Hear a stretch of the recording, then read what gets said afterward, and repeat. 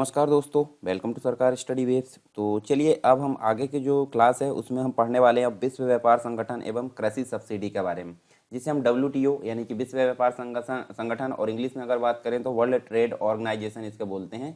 और ये agriculture subsidies के बारे में यहाँ पे हम बात करेंगे। तो बहुत सारी चीज़ें हम इसके अंतर्गत पढ़ने वाले हैं। इसके पहले आपको हमने देखे थे मेगा फूड पार्क और जो अन्य चीज़ें यानी कि खाद्य प्रसंस्करण, उसके पहले बहुत सारे टॉपिक हमारे कवर हो चुके हैं एग्रीकल्चर के अंतर्गत।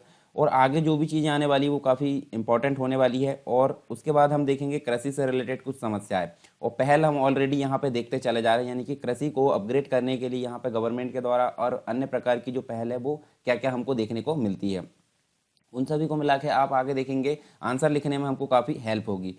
तो यहाँ देखिए, आप अगर टेलीग्राम चैनल को ज्वाइन नहीं किए हैं तो आप टेलीग्राम चैनल को ज्वाइन कर सकते हैं। उसके बाद चर्चा परिचर्चा एक ग्रुप है उसको भी आप ज्वाइन कर सकते हैं, और उत्तर लेखन का ग्रुप है उसको भी ज्वाइन कर सकते हैं। इन सभी चीज़ों से आपको काफ़ी फ़ायदा होने वाला है।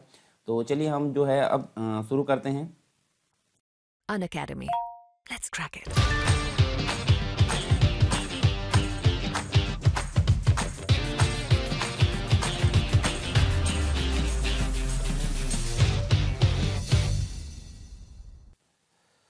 देखिए, यहाँ सबसे पहले हम बात करते हैं सकल सहायता व्यवस्था, जिसे हम AMS बोलते हैं। ठीक है, तो यहाँ हम देखें AMS मतलब होता है एग्रीगेट मेजर ऑफ सपोर्ट, जिसे हम बोल सकते हैं इंग्लिश में अगर बात करें, और हिंदी में सकल सहायता व्यवस्था इसको बोलते हैं।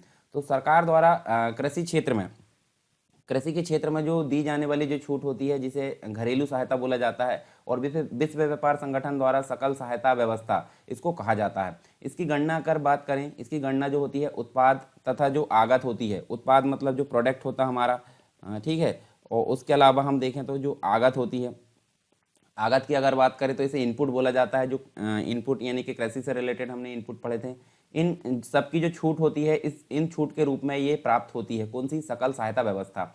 और विश्व व्यापार संगठन के अनुसार यहाँ पे हम बात कर सकते हैं किसी देश द्वारा अपने कृषि क्षेत्र को दी जाने वाली जो उत्पाद छूटें हैं, जैसे कि हम बात करें MSP हमने पढ़ा था, मिनिमम सपोर्ट प्राइस, जिसे हम इंग्लिश में हिंदी में बोले तो न्यूनतम समर्थन मूल्य बोलते हैं। इसके अलावा जो इनपुट जो सब्सिडी है, जैसे हम आगत छूट जिन्हें बोलते हैं, जैसे ऋण से संबंधित छूट, उर्वरक से संबंधित छूट, सिंचाई से, बिजली से, इन सभी छूट। और इसके अलावा जो कृषिगत जो मूल्य है उनको यहाँ पर घटाया जाता है, और संबंधित देश के कृषि क्षेत्र को अनुचित या अत्यधिक वैश्विक पहुंच जो है स्थापित करने में सहायता करती है। और ऐसी जो छूट होती है विश्व व्यापार में विसंगति यानी कि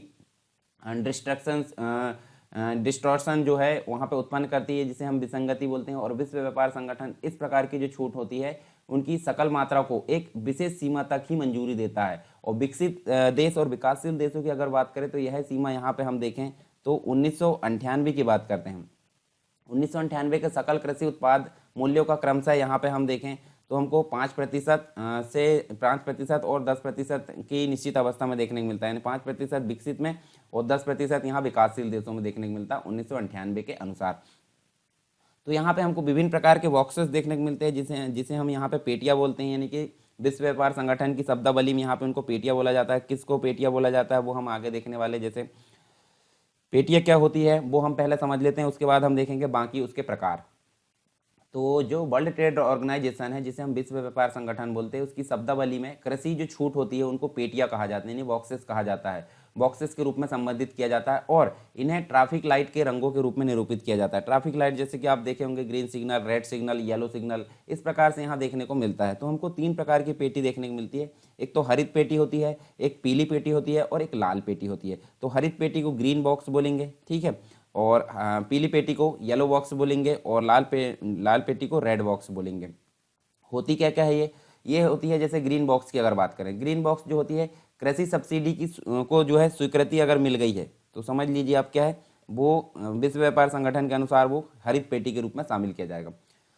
येलो बॉक्स की अगर बात करें तो कृषि सब्सिडी को यहाँ पे माइनस किया जाता है, यानी कम किया जाता है। कृषि सब्सिडी को अगर कम किया जाता है तो वो किससे दर्शाई जाएगी? पीली पेटी से दर्शाई जाएगी। और लाल पेटी का मतलब होता है कृषि सब्सिडी को पूर्णतः अस्वीकृत कर दिया गया हो, अस्वीकृति अगर दे दी गई हो तो क्या कहलाएगी? वो लाल पेटी यहाँ पे कहलाएगी।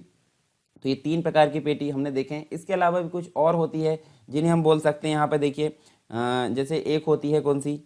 नीली पेटी होती है। तो नीली पेटी यानी कि ब्लू बॉक्स जिसे बोलते हैं, और यह शर्तों के साथ नीली पेटी है।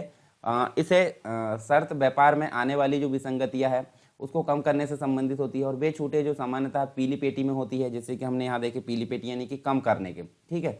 तो जो पीली पेटी में होती है उनको नीली पेटी में तब डाला जाता है जब इस प्रकार की छूटें किसानों को किसी विशेष उत्पादन स्तर को प्राप्त करने के लिए दी जाती है। तो ये चीज़ हमको देखने मिली नीली पेटी में। हरित पेटी हम ऑलरेडी देख चुके हैं। इसके अलावा कुछ अन्य पेटी भी होती है जिसे एम्बर या फिर तृणमणि या फिर हम बोल दें यहाँ पे एम्बर पेटी, ठीक है, एम्बर बॉक्स जिसे बोलते हैं। और इन मतलब उन सभी जो कृषि छूट है जो उत्पादन तथा व्यापार में विसंगति उत्पन्न करती है उनको इस पेटी में रखा जाता है। अर्थात वे सभी कृषि छूट जो नीली तथा हरित पेटी के अंतर्गत नहीं आती है, मतलब एक नीली पेटी में भी नहीं आती और हरित में भी नहीं आती, तो उन सभी को निकाल कर कहाँ रख दिया जाता है, एम्बर बॉक्स यानी एम्बर पेटी में रख दिया जाता है। इसके अंतर्गत सरकार द्वारा दी जाने वाली सभी छूटें शामिल होती है जो उत्पादन में प्रत्यक्ष रूप से सहायता करती है। जैसे हम उदाहरण के रूप में देखें तो न्यूनतम समर्थन मूल्य एमएसपी जिसे बोलते हैं, बिजली, सिंचाई, उर्वरक, कीटनाशक, ये सभी चीज़ें यहाँ पे शामिल की जाती है एम्बर बॉक्स में। इसके अलावा एक और पेटी होती है जिसे बोलते हैं सामाजिक या फिर हम बोलें तो विकास पेटी। सामाजिक या विकास पेटी से बोला जाता है S&D बॉक्स। और ये सभी जो ऊपर वाली जो पेटी देखे हैं अति विवादास्पद जो पेटियां है, उसके अतिरिक्त हम देखें तो विश्व व्यापार संगठन के प्रावधानों के द्वारा एक अन्य पेटी को भी परिभाषित यहाँ पे किया गया है जिसे हम बोलते हैं सामाजिक एवं आर्थिक विकास पेटी, यहाँ पे इसको बोला जाता है। और विकासशील देशों को इसके अंतर्गत कुछ शर्तों के साथ कृषि छूट देने की अनुमति दी जाती है, ठीक है। अनअकैडमी आपके लिए लेकर आया है न्यू फ्री प्लान्स जो कि शुरू हो रहे हैं 1 दिसंबर 2020 से। इसमें आपको क्या फायदे होने वाले हैं, इसमें आपको मिलेगी एक हफ्ते के अंदर में 500 से ज़्यादा फ्री लाइव क्लासेस और डाउट क्लियरिंग सेशन जो कि एमपी के टॉप एजुकेटर्स द्वारा लिए जाएंगे और ये आपको नोट्स भी प्रोवाइड करेंगे। इसमें डेली और weekly free live mock test होंगे और इसका पेपर का जो होगा एनालिसिस भी होगा और टॉप एजुकेटर्स के द्वारा यहाँ पे किए जाएंगे ये एनालिसिस। और साथ ही साथ यहाँ पे 4 डिफरेंट एग्जाम को कवर किए जा रहे हैं, MPPSC prelims, MP police constable, MPSI, MP jail पहरी। और आपको इसमें मिलेगा फ्री लाइव क्विज, 20,000 से ज्यादा क्वेश्चन इसमें कवर किए जाएंगे सभी सब्जेक्ट को मिला करके। T20 सीरीज यहाँ पे चल रही है सोमवार से लेकर शनिवार तक रोजाना 8 बजे। 20 क्वेश्चन इसमें होते हैं, 20 मिनट के लिए आपको इस सीरीज को लगाना होता है और इसका एनालिसिस जो पेपर इसमें होंगे इसका एनालिसिस आपको टॉप एजुकेटर्स द्वारा उसी के बाद कराया जाएगा। स्पेशल इवेंट्स होने वाले हैं यहाँ पे और बहुत कुछ यहाँ पे फ्री प्लान्स पे मिलने वाला है। तो आपको देर किस बात की है, डाउनलोड करना है अनअकैडमी का लर्निंग ऐप और आपको गोल चूज करना होगा एमपीपीएससी और व्यापम, ठीक है। एमपीपीएससी और व्यापम संबंधित आप गोल चूज कीजिए और आपको रेफरल कोड डालना है सरकार 10 रेफरल कोड डालने के साथ ही आप जो फ्री प्लान है उसके सारे वीडियोस आप अवेल कर सकते हैं और सारे वीडियोस आप देख सकते हैं, वो भी फ्री। अनअकैडमी का सब्सक्रिप्शन आप ले सकते हैं अपने अनुसार जो अपने आप गोल चूज करेंगे, 1 महीने, 3 महीने, 6 महीने, 12 महीने और 24 महीने के अंतर्गत यहाँ पे प्लान्स है। आप अपने पसंदीदा प्लान को चुनकर आप अपने एग्जाम को क्वालिफाई कर सकते हैं। और देर किस बात की, सब्सक्राइब नाउ और लेट्स क्रैक इट। अब यहाँ देख लेते हैं हम कुछ जो सब्सिडी है जिसके अंतर्गत हम देखें तो निर्यात सब्सिडी हमको देखने को मिलती है, यानी निर्यात छूट जिसे हम बोलते हैं। इसके अलावा हम देखें तो कुछ और चीज़ें हमको देखने को मिलेगी नीचे। तो पहले हम निर्यात सब्सिडी के बारे में जान लेते हैं जिसे एक्सपोर्ट सब्सिडीज बोलते हैं। तो जो निर्यात छूट होती है उसके लिए विश्व व्यापार संगठन के प्रावधानों को यहाँ पे अलग अलग श्रेणी में रखा जा सकता है। तो मुख्यतः हम 2 देखेंगे यहाँ पे। तो कौन कौन से, एक तो सकल बजटीय समर्थन में कटौती, यानी कि जो निर्यात छूट है उसके लिए सकल बजटीय समर्थन में यहाँ कटौती देखने को मिलती है। दूसरी चीज़ अगर बात करें तो कुल निर्यात मात्रा में कटौती, यानी कि निर्यात छूट के अंतर्गत आने वाली जो कुल निर्यात है उसकी मात्रा में यहाँ कटौती देखने को मिलती है निर्यात के अंतर्गत। तो 2 चीज़ें हमको देखने को मिली इसके अंतर्गत। फिर एक और होता है, हमने देखे थे एक चीज़ हमने यहाँ पे जाने थे ई नाम करके। तो यहाँ पे आगे हम देखेंगे एक नामा यानी कि होता है non agriculture product market access, ठीक है। इसका फुल फॉर्म होता है जिसे हम बोलते हैं गैर कृषिगत उत्पाद जो बाजार है पहुँच, इसको हिंदी में बोला जाता है। और विश्व व्यापार संगठन के ऐसे प्रावधान जो सदस्य देशों के बाजारों में गैर कृषिगत जो उत्पाद है उनको पहुंच स्थापित करने से जुड़े होते हैं, परंतु विकासशील देशों द्वारा इसका जो है विरोध किया जा रहा है। और इस विरोध का कारण क्या है, विकासशील देशों के उत्पादन पर विकसित देशों द्वारा लगाए जाने वाले जो गैर प्रशुल्क अवरोधक है वो यहाँ पे देखने को मिलते हैं, यानी नॉन ट्रैफिक बैरियर्स जो है वो देखने को मिलते हैं। यहाँ पे देखिए इसको जो है 2002 में यहाँ प्रारंभ किया गया था और 2002 में प्रारंभ ये नामा जो है वो यहाँ पे हमको देखने मिलता है एक दल की स्थापना की गई नामा के रूप में। और वार्ता के दौरान हम देखें ये जो 2002 में एक वार्ता हुई थी उसके दौरान जो सदस्य हुए थे वहाँ पे एकत्रित, उन्होंने गैर कृषिगत उत्पादों पर लगाए गए जो सीमा शुल्क है यानी ट्रैफिक है उनको स्विस सूत्र यानी कि स्विस फार्मूला के अंतर्गत कम करने का निर्णय लिया था, ठीक है। इसके अलावा एक चीज़ और देखने को मिलती है, कृषि निर्यात नीति, जो कि 2018 में यहाँ पे आई थी।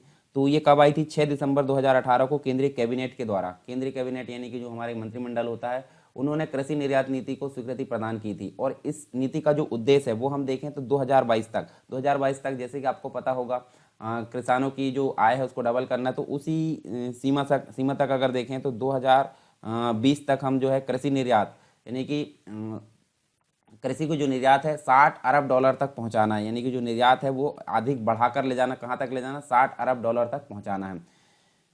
इसके अलावा हाँ, जैसे कि हमने बात करी एक किसकी, स्विस सूत्र की, स्विस फार्मूला जिसे हम बोलते हैं, स्विस सूत्र की। तो यहाँ पे देखिए यह सूत्र जो है ऊंची दरों में उच्चतर और निम्न दरों में निम्नतर कटौती का प्रावधान करता है, जिस कारण कटौती के उपरांत दो देशों की प्रशुल्क दरों का अंतर घट जाता है और बेहतर सामंजस्य की स्थिति यहाँ पे देखने को मिलती है। तो ये चीज़ हमको देखने को मिलती है किसके अंतर्गत? स्विस सूत्र के अंतर्गत, यानी स्विस फार्मूला के अंतर्गत। इसके बाद अब हम बात करते हैं यहाँ पे कृषि से संबंधित जो अन्य महत्वपूर्ण क्षेत्र है, जैसे कि अगर बात करें यहाँ पे देखिए हमको पशुपालन देखने को मिलेगा, मत्स्यिकी देखने को मिलेगा, उद्यानिकी देखने को मिलेगा। तो पशुपालन और मत्स्यिकी हम अभी कंप्लीट करते हैं, इसके बाद हम देखेंगे क्या? उद्यानिकी। तो देखिए सबसे पहले बात करते हैं पशुपालन। पशुपालन से संबंधित जो भी चीज़ें आएगी, जैसे कि डेयरी क्षेत्र आ गया, ठीक है, अन्य जो चीज़ें हम देख सकते हैं, तो वो सारी चीज़ें किसके अंतर्गत आएगी? पशु से रिलेटेड, वो यहाँ पे पशुपालन में आएगी। तो पहला हम देखेंगे, देखिए डेयरी क्षेत्र। डेयरी क्षेत्र जैसे कि हम बात करें यहाँ पे, तो जो भारत है, भारत विश्व में दुग्ध उत्पादन के क्षेत्र में प्रथम स्थान पर है, ठीक है। तो ये हमको देखने को मिलता है डेयरी क्षेत्र के अंतर्गत। ये आंकड़े भी आपको ध्यान में रखना है, ठीक है, खास करके प्रीलिम्स के लिए आपको काम आएंगे। और इस संदर्भ में अगर देखें तो दूसरा स्थान किसका आता है? दूसरा स्थान यहाँ पे देखने को मिलता है यूएसए का। सेकंड नंबर पे पोजीशन यूएसए की देखने को मिलती है, प्रथम है भारत की। भारत में दुग्ध उत्पादन के क्षेत्र में उत्तर प्रदेश जो है, यूपी हमारा जो है मतलब भारत का, उत्तर प्रदेश प्रथम स्थान पर, और आंध्र प्रदेश क्या है? आंध्र प्रदेश है सेकंड स्थान पर। तो आप विश्व स्तर पर अगर बात करें तो भारत प्रथम स्थान पर, द्वितीय स्थान पर यूएसए। भारत की अगर बात करें तो यूपी प्रथम स्थान पर, आंध्र प्रदेश द्वितीय स्थान पर। ये चीज़ आपको याद रखना है। इसके अलावा दुग्ध उत्पादन की अगर बात करें तो सर्वाधिक अंश हमको कहाँ देखने को मिलता है? भैंस में, ठीक है। भैंस में कितना देखने को मिलता है? पूरा टोटल जो दुग्ध उत्पादन है उसका 50% भैंस के दूध में देखने को मिलता है। दूसरा देखने को मिलता है गाय में कितना देखने को मिलता है? 46%। और बकरी की अगर बात करें तो यहाँ पे 4%। तो इस प्रकार टोटल मिलाकर कितना हो रहा है? 100% यहाँ पे देखने को मिल रहा है भारत के अंतर्गत। इसके साथ ही हम देखें तो राष्ट्रीय डेयरी विकास बोर्ड हमको देखने को मिलता है, जिसे national dairy development board NDDB बोलते हैं, शॉर्ट में अगर बोलें तो इसको NDDB इसको बोला जाता है। और इसके द्वारा जारी किए गए आंकड़ों के अनुसार वर्ष 2017 और 18, 2017-18 में भारत का जो कुल दुग्ध उत्पादन था वो कितना था? वो 176.3 मिलियन टन यहाँ पे देखने को मिलता है। यानी कि अगर बोले तो प्रति व्यक्ति दुग्ध उपलब्धता हमको कितनी देखने को मिली? 375 ग्राम प्रतिदिन एक व्यक्ति को यहाँ पे दुग्ध उपलब्धता देखने को मिली प्रति व्यक्ति। साथ ही हम कुछ आंकड़े भी देख लेते हैं। यहाँ पे देखिए प्रति व्यक्ति जो दुग्ध उपलब्धता है ग्राम में यहाँ दी गई है। जैसे टॉप में राज्य दिख रहा है और अंतिम राज्य यहाँ पे दिख रहा है। तो टॉप में राज्य कौन सा? पंजाब में यहाँ देखने को मिल रहा है। देखिए पंजाब है सबसे टॉप पर, हरियाणा है, फिर राजस्थान है, गुजरात है, आंध्र प्रदेश है, हिमाचल प्रदेश यहाँ देखने को मिलता है।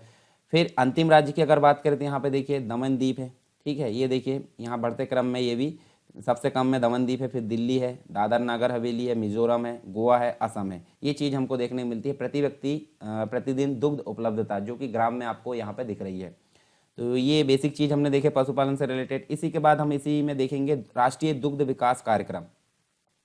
तो इसके अंतर्गत यहाँ बात करें, देखिए इस कार्यक्रम को जो दुधारू पशु है, दुधारू पशु यानी कि जैसे गाय है, भैंस है, ठीक है, दुधारू पशुओं की नस्ल में सुधार द्वारा जो है अधिक दुग्ध उत्पादन क्षमता वाले जो पशु है उनके विकास के लिए इसको शुरू किया गया था। कब शुरू किया गया था? 19 अप्रैल 2012 को इसको शुरू किया गया था। और इस परियोजना का प्रथम चरण हम देखें तो 6 वर्ष के लिए यहाँ पे देखने को मिलता था। मतलब पहली बार इसको जब लॉन्च किया गया था 6 वर्ष के लिए इसका प्रथम चरण देखने को मिला। और राष्ट्रीय डेयरी विकास बोर्ड, जिसे हम NDDB बोलते हैं, तो वो NDDB इसकी नोडल एजेंसी, यानी कि पूरा जो निगरानी है, नियंत्रण है, वो कौन करेगा? इसका राष्ट्रीय दुग्ध विकास कार्यक्रम का राष्ट्रीय डेयरी विकास बोर्ड NDDB के द्वारा इसकी जो है निगरानी या जो है नियंत्रण किया जाएगा। यानी कि इसकी नोडल एजेंसी है, क्रियान्वयन का भार उसी के ऊपर होगा। इसके साथ ही हम देखें तो राष्ट्रीय दुग्ध विकास परियोजना में शामिल जो राज्य है वो हम देख लेते हैं। यहाँ पे देखिए अभी 12 आपको नजर आ रहे हैं। यहाँ पे देखिए उत्तर प्रदेश जो कि सबसे टॉप लेवल पर है दुग्ध उत्पादन में। उसके बाद देखें तो पंजाब हमको देखने मिलता है, हरियाणा, गुजरात, राजस्थान, मध्य प्रदेश, बिहार, पश्चिम बंगाल, महाराष्ट्र, कर्नाटक, तमिलनाडु, आंध्र प्रदेश, उड़ीसा और केरल। ये टोटल यहाँ 14 आपको राज्य यहाँ पे देखने को मिल रहे हैं।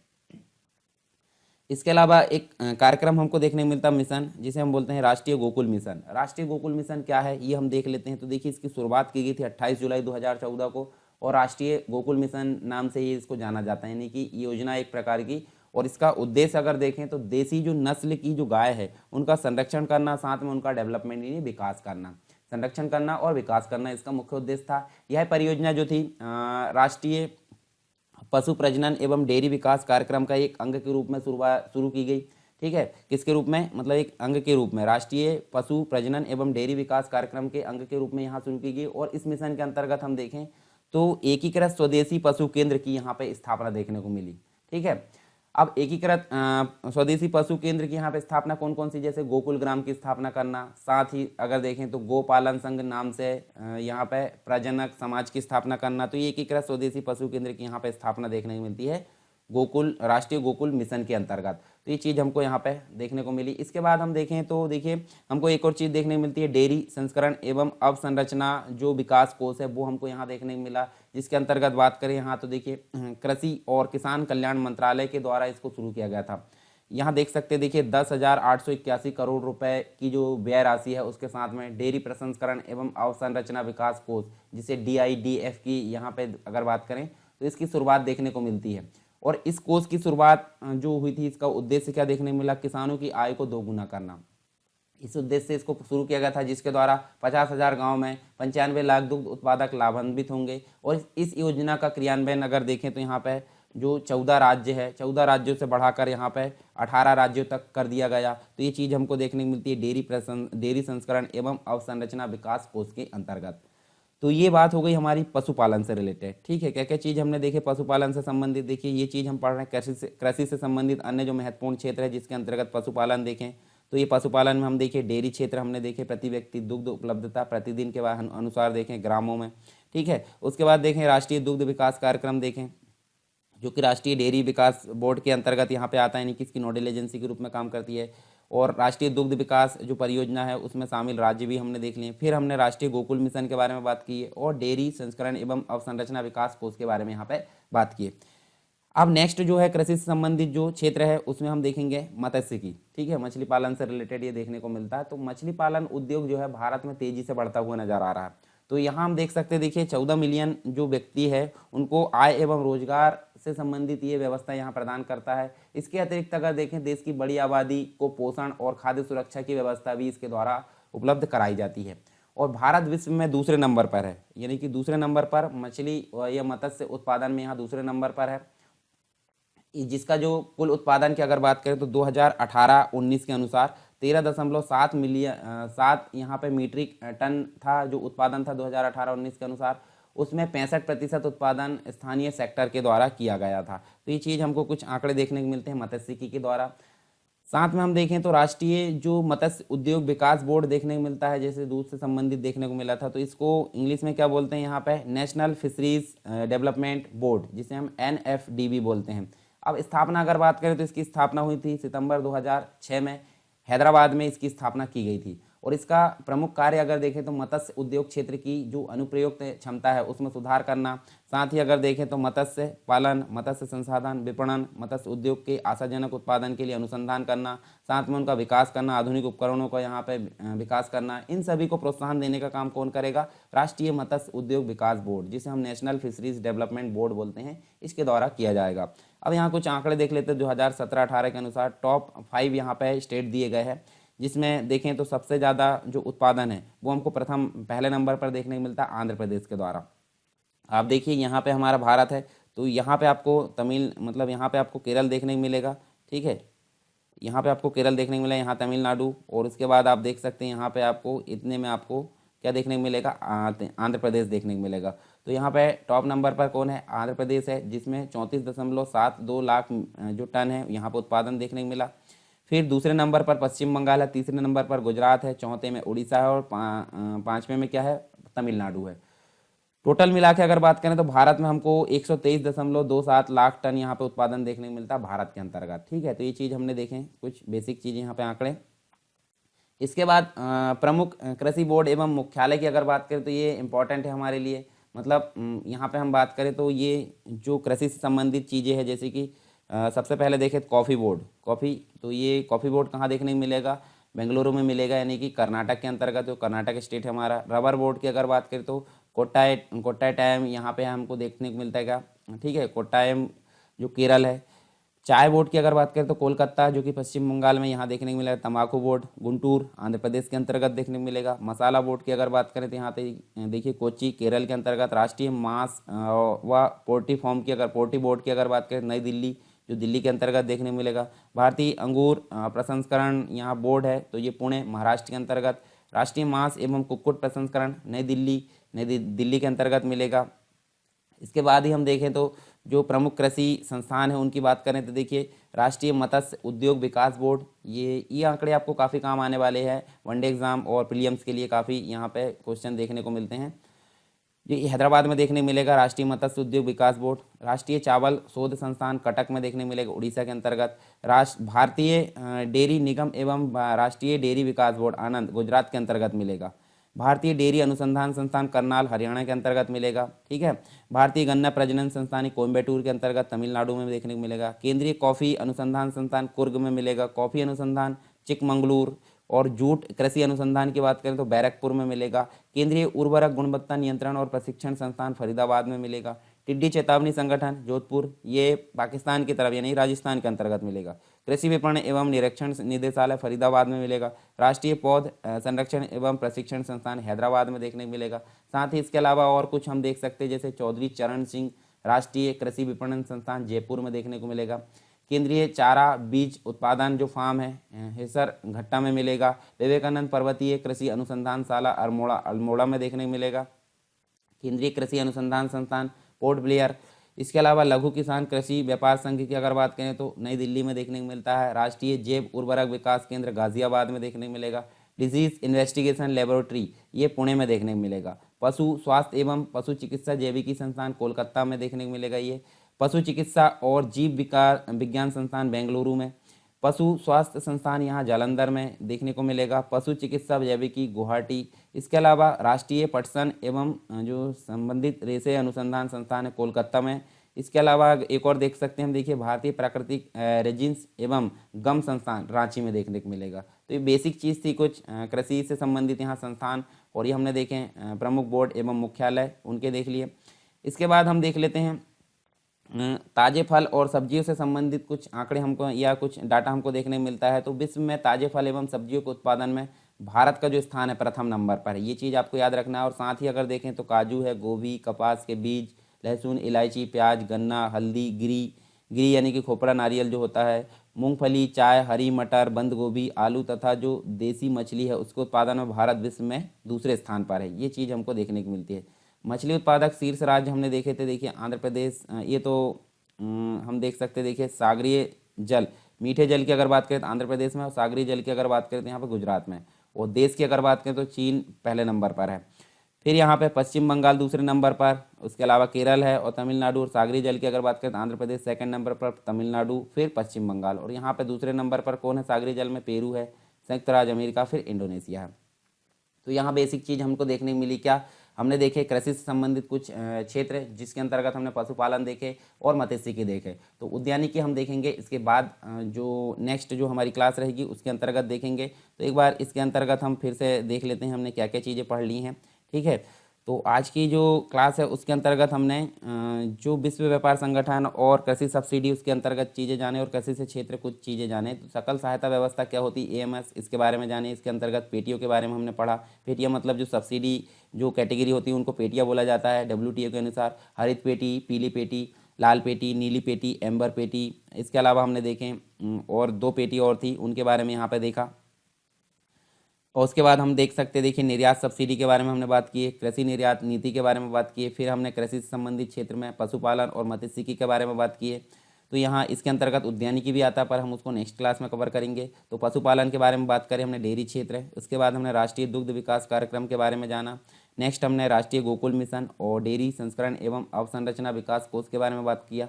मत्स्यिकी के अंतर्गत हमने बहुत सारी चीज़ें देखी, यानी कि राष्ट्रीय मत्स्य जो उद्योग विकास बोर्ड है उसके बारे में बात की। फिर प्रमुख जो कृषि बोर्ड एवं मुख्यालय उनके बारे में बात की। प्रमुख कृषि संस्थानों के बारे में बात की।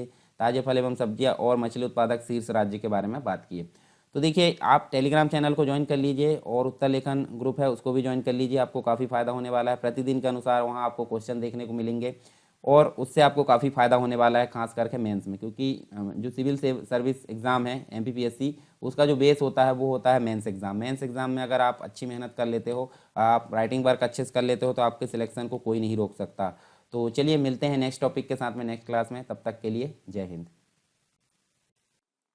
अनअकैडमी आपके लिए लेकर आया है न्यू फ्री प्लान्स जो कि शुरू हो रहा है 1 दिसंबर 2020 से। इसमें आपको क्या फायदे होने वाले हैं, इसमें आपको मिलेगी एक हफ्ते के अंदर में 500 से ज़्यादा फ्री लाइव क्लासेस और डाउट क्लियरिंग सेशन जो कि MP के टॉप एजुकेटर्स द्वारा लिए जाएंगे और ये आपको नोट्स भी प्रोवाइड करेंगे। इसमें डेली और weekly free live mock test होंगे और इसका पेपर का जो होगा एनालिसिस भी होगा और टॉप एजुकेटर्स के द्वारा यहाँ पे किए जाएंगे ये एनालिसिस। और साथ ही साथ यहाँ पे 4 डिफरेंट एग्जाम को कवर किए जा रहे हैं, MPPSC prelims, MP police constable, MPSI, MP jail पहरी। और आपको इसमें मिलेगा फ्री लाइव क्विज, 20,000 से ज़्यादा क्वेश्चन इसमें कवर किए जाएंगे सभी सब्जेक्ट को मिला करके। T20 सीरीज यहाँ पे चल रही है सोमवार से लेकर शनिवार तक रोजाना 8 बजे। 20 क्वेश्चन इसमें होते हैं, 20 मिनट के लिए आपको इस सीरीज को लगाना होता है और इसका एनालिसिस जो पेपर इसमें होंगे इसका एनालिसिस आपको टॉप एजुकेटर्स द्वारा उसी के बाद कराया जाएगा। स्पेशल इवेंट्स होने वाले हैं यहाँ पे और बहुत कुछ यहाँ पे फ्री प्लान्स में मिलने वाला है। तो आपको देर किस बात की है, डाउनलोड करना है अनअकैडमी का लर्निंग ऐप और आपको गोल चूज करना होगा MPPSC और व्यापम। ठीक है, MPPSC और व्यापम संबंधित आप गोल चूज कीजिए और आपको रेफरल कोड डालना है सरकार 10 रेफरल कोड डालने के साथ ही आप जो फ्री प्लान है उसके सारे वीडियोस आप अवेल कर सकते हैं और सारे वीडियोस आप देख सकते हैं, वो भी फ्री। अनअकैडमी का सब्सक्रिप्शन आप ले सकते हैं अपने अनुसार, जो अपने आप गोल चूज करेंगे। 1 महीने, 3 महीने, 6 महीने, 12 महीने और 24 महीने के अंतर्गत यहाँ पर प्लान्स है। आप अपने पसंदीदा प्लान को चुनकर आप अपने एग्जाम को क्वालिफाई कर सकते हैं। और देर किस बात की, सब्सक्राइब नाउ और लेट्स क्रैक इट।